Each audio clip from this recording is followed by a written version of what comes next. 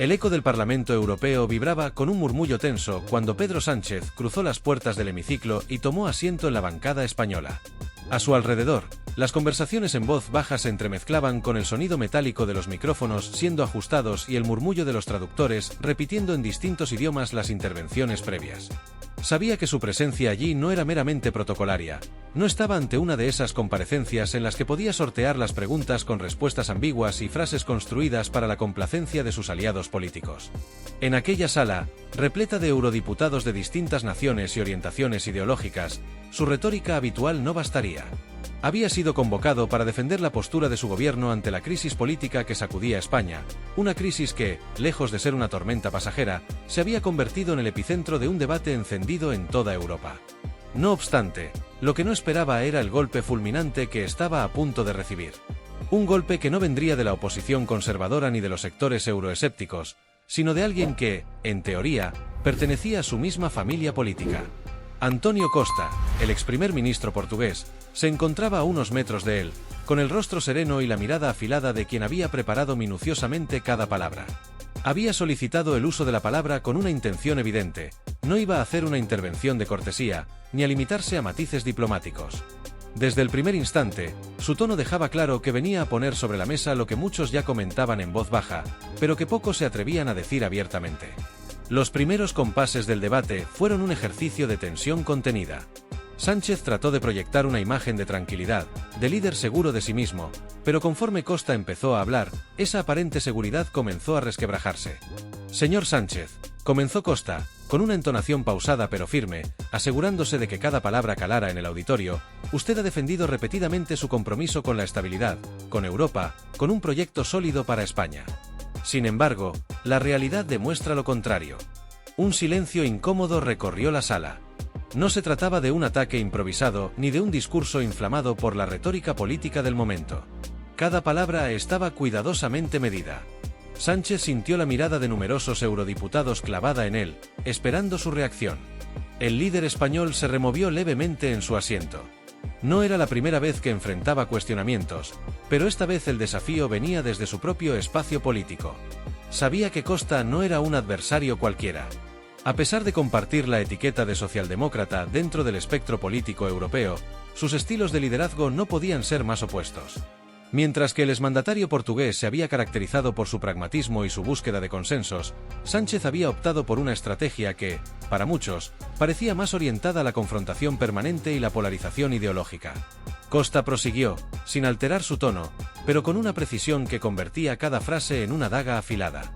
Usted ha convertido España en un campo de batalla político en el que la polarización no es un accidente, sino una estrategia de gobierno. En lugar de buscar acuerdos que fortalezcan las instituciones, se ha rodeado de aliados cuya única prioridad es el enfrentamiento y la fragmentación del país. Y lo más preocupante es que, ante cualquier crítica, su respuesta ha sido siempre la misma: eludir responsabilidades y adoptar el papel de víctima. Varios eurodiputados asentían en silencio. No era la primera vez que se planteaban críticas de este tipo, pero que provinieran de un líder con el peso político de Costa las hacía aún más contundentes.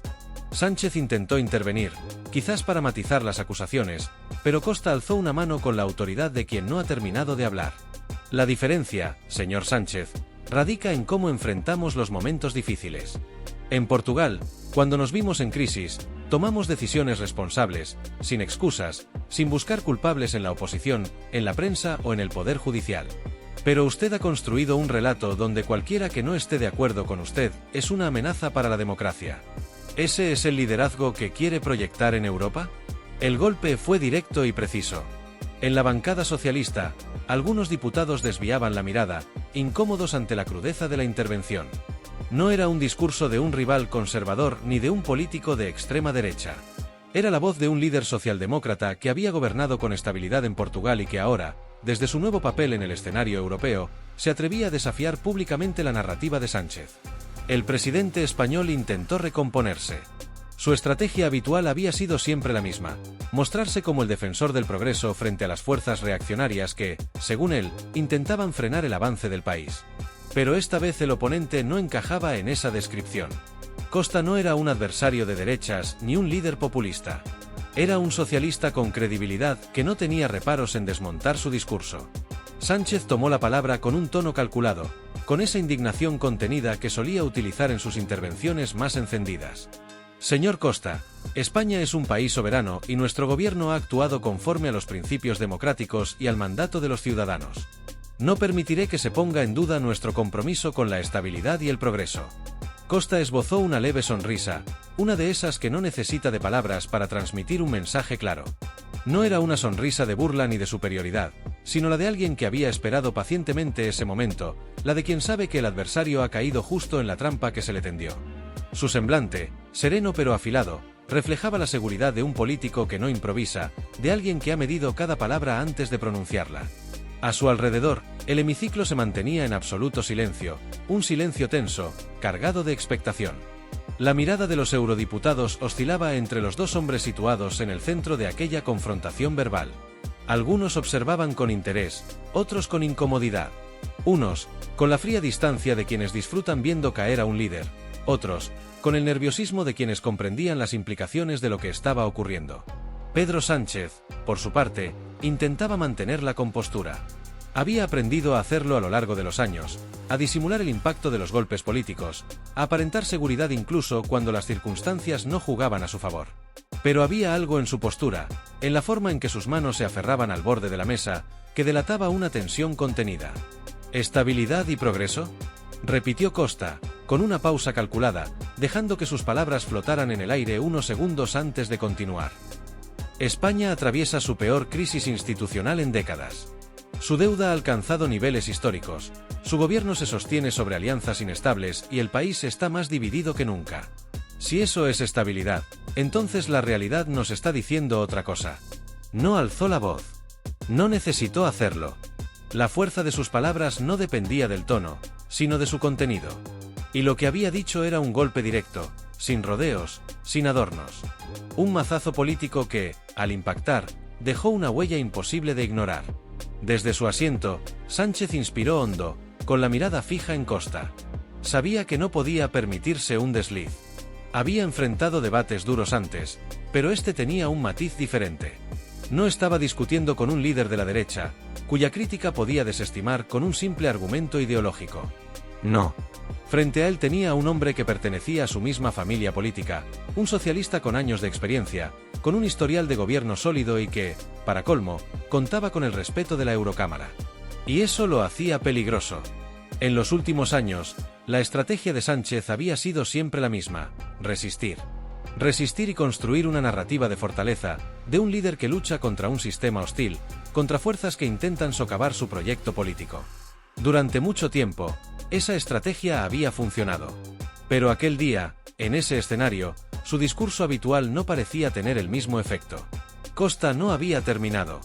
Usted ha hablado del respeto al Estado de Derecho, prosiguió, manteniendo su tono firme, pero sin necesidad de elevar la voz. Pero lo que hemos visto en España en los últimos años es muy diferente. Hizo una pausa.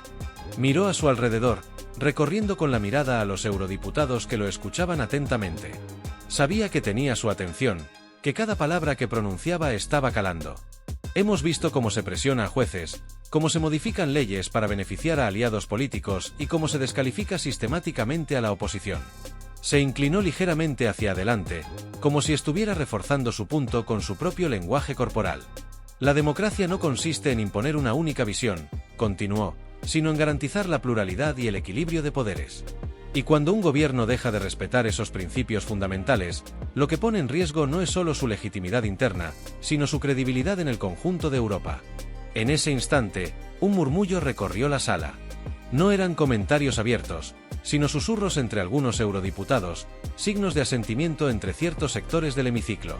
Incluso algunos miembros de la bancada socialista desviaban la mirada, incómodos.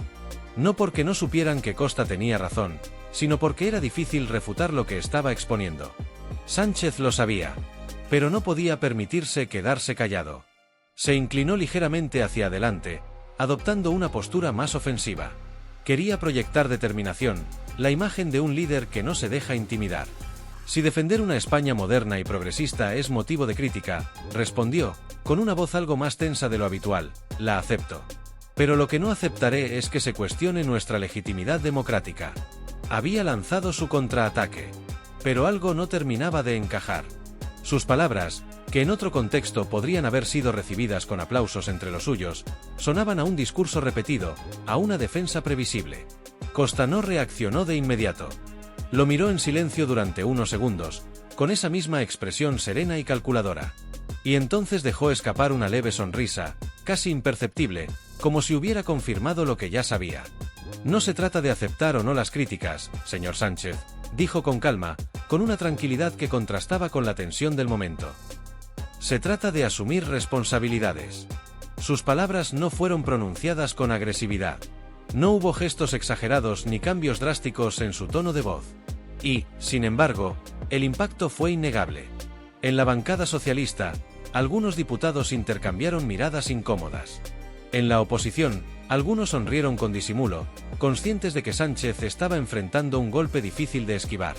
Por primera vez en mucho tiempo, el relato del presidente español parecía tambalearse ante la evidencia de sus propias contradicciones. No había podido recurrir a su habitual discurso de resistencia porque frente a él no estaba un enemigo ideológico, sino un compañero de filas que no tenía reparos en señalar lo que consideraba errores evidentes. Y lo peor de todo era que, en el fondo, muchos de los que estaban allí sabían que Costa tenía razón. El silencio en la sala se hizo más profundo. Sánchez miró a su alrededor, buscando aliados en las expresiones de los suyos. Pero encontró más incertidumbre que respaldo. Por primera vez en mucho tiempo, estaba solo. Las miradas inquietas se cruzaban en el hemiciclo como cuchillos afilados. La tensión era palpable. No se trataba de un choque previsible entre adversarios políticos de bandos opuestos, ni de la habitual pugna ideológica entre progresistas y conservadores. No. Lo que hacía que el ambiente se tornara aún más denso era el hecho de que el ataque no venía de un rival externo, sino de alguien que, al menos en teoría, compartía la misma visión de mundo que Pedro Sánchez. Costa se mantenía erguido, imperturbable, con la seguridad de quien ha calculado cada palabra antes de pronunciarla. A diferencia de otros parlamentarios, que solían recurrir a una retórica grandilocuente o a un discurso incendiario para captar la atención, él no necesitaba elevar la voz ni hacer aspavientos. Su oratoria era precisa, afilada como un bisturí, y la frialdad con la que desmontaba cada argumento de Sánchez resultaba, en muchos aspectos, más demoledora que cualquier ataque frontal. Sánchez, sentado en su escaño, mantenía el ceño fruncido. Sus pensamientos iban a toda velocidad, intentando estructurar una respuesta contundente que le permitiera recuperar el control del debate. Detrás de él, en las filas destinadas a su equipo de asesores, la tensión era evidente. Uno de ellos, con expresión grave, tomó un bolígrafo y garabateó unas palabras en un papel antes de doblarlo apresuradamente y deslizarlo en las manos del presidente. Sánchez leyó la nota sin apenas mover el rostro. El mensaje era claro: mantener la compostura, evitar cualquier reacción impulsiva, no caer en la trampa. Pero la cuestión era que las palabras de Costa no podían ser fácilmente descartadas como simples críticas de la oposición. No se trataba de un líder conservador al que podía descalificar con términos como facha o ultraderechista. No, Antonio Costa era un ex primer ministro socialista, un político con prestigio en la esfera europea, alguien cuya voz tenía peso no solo entre los moderados, sino dentro del mismo bloque progresista. Y eso hacía que su ataque fuera mucho más difícil de neutralizar. Costa dejó que el silencio se extendiera en la sala antes de continuar. No tenía prisa. Sabía que la incomodidad era su mejor aliada. La política no es solo una cuestión de principios, señor Sánchez, dijo con serenidad, apoyando ambas manos sobre la mesa frente a él. Es, ante todo, una cuestión de gestión. Usted habla de compromiso con Europa, pero los hechos demuestran lo contrario. En los últimos años, España ha acumulado más inestabilidad de la que la Unión Europea puede permitirse. Los murmullos aumentaron en el hemiciclo. Algunos parlamentarios intercambiaron miradas nerviosas, conscientes de la magnitud del golpe. ¿Cómo puede sostener su discurso de liderazgo?, continuó Costa con la misma calma implacable, cuando su país atraviesa una crisis institucional permanente, cuando su economía no genera la confianza suficiente en los mercados internacionales y cuando su propio gobierno se apoya en alianzas frágiles que dependen de acuerdos precarios? Era una pregunta retórica, pero su peso era innegable. España ya no era vista en Bruselas como un modelo de estabilidad. La fragmentación política, las tensiones con el poder judicial y la incertidumbre económica pintaban un cuadro poco alentador. Sánchez inspiró hondo. Sabía que debía reaccionar, y rápido. Enderezó la espalda, tomó la palabra con su tono característico, tratando de proyectar seguridad. España es una nación fuerte, con capacidad de adaptación ante cualquier reto. Hemos demostrado nuestra resiliencia en tiempos difíciles y seguimos desempeñando un papel clave en la construcción del futuro europeo, declaró con determinación, elevando ligeramente la voz para transmitir autoridad. No aceptaré que se ponga en duda nuestro compromiso con la estabilidad y el progreso. Su tono era firme, pero su discurso sonaba ensayado, más una defensa automatizada que una respuesta real a los cuestionamientos de Costa. No ofrecía cifras concretas ni hechos verificables, solo una reafirmación de su postura, un intento de controlar la narrativa con palabras que podían sonar convincentes en un mitin, pero que en la Eurocámara carecían de sustancia sin el respaldo de datos sólidos. Costa lo observó en silencio durante unos segundos, como si estuviera evaluando cada una de sus palabras. Luego inclinó ligeramente la cabeza y exhaló con calma, como alguien que acaba de confirmar una sospecha. No se trata de subestimar a España, señor Sánchez, dijo finalmente, con la paciencia de un profesor que explica un concepto básico a un alumno que se resiste a aceptarlo. Se trata de ser honestos con la realidad. Un silencio incómodo se instaló en la sala. Costa no dejó que nadie lo interrumpiera.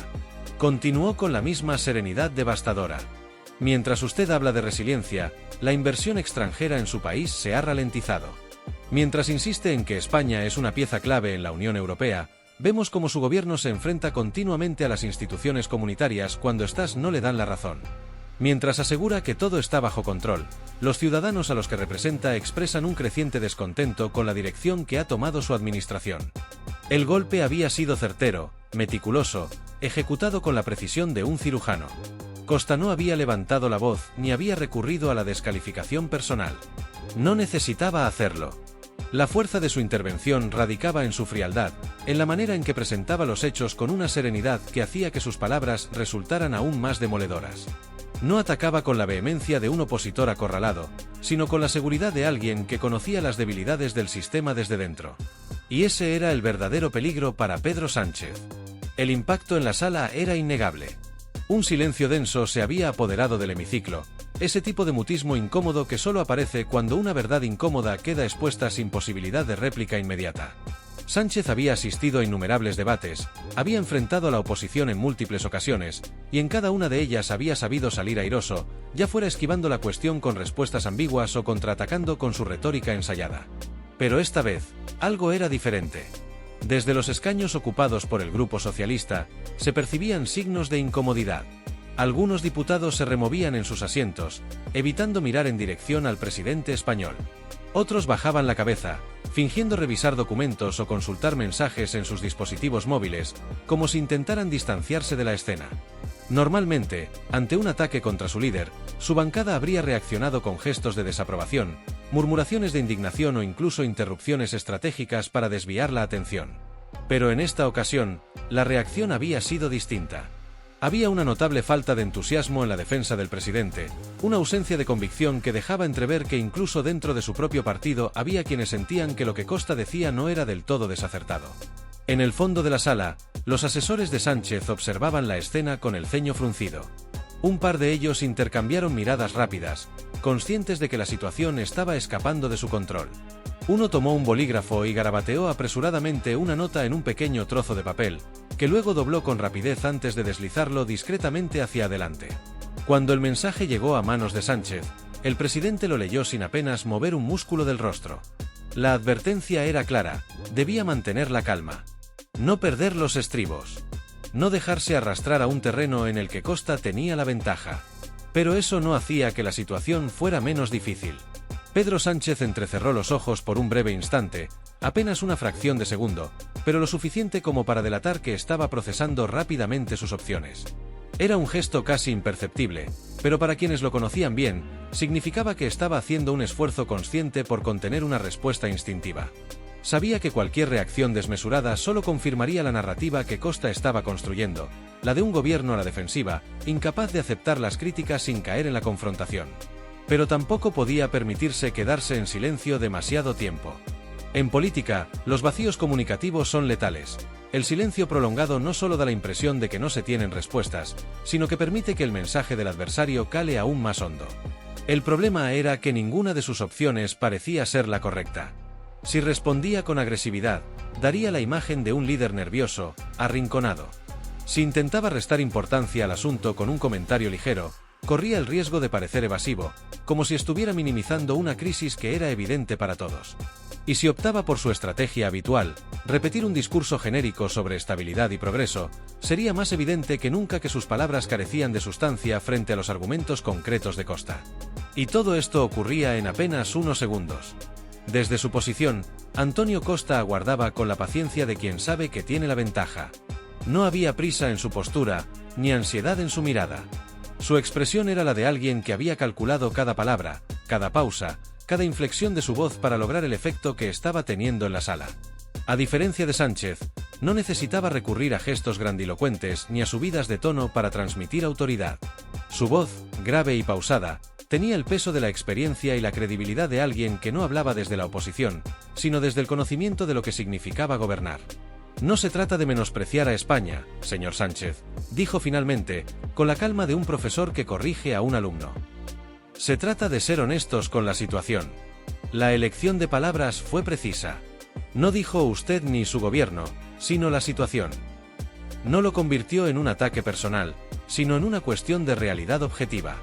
Mientras usted habla de resiliencia, la inversión extranjera en su país se ha ralentizado.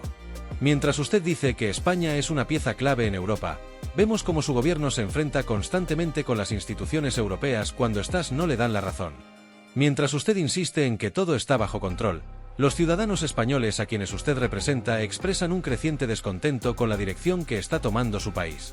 Los murmullos en la sala se hicieron más notorios. El aire estaba cargado de una tensión difícil de disimular.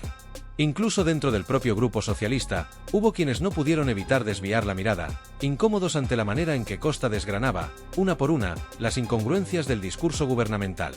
Sánchez sabía que debía responder con firmeza, pero también con precisión. No podía permitirse dar una respuesta vaga o genérica.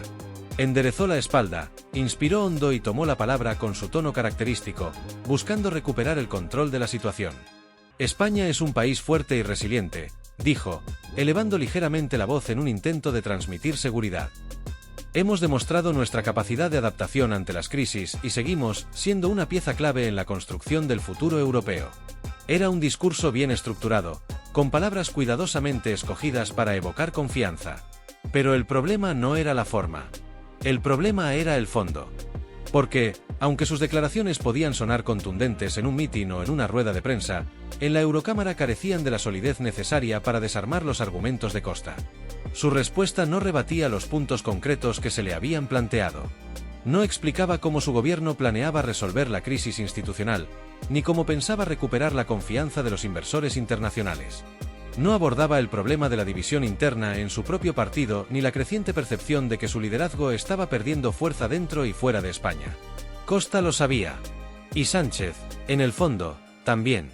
Desde su asiento, el ex primer ministro portugués inclinó ligeramente la cabeza y exhaló, como si hubiera esperado exactamente esa respuesta. No necesitaba decir más.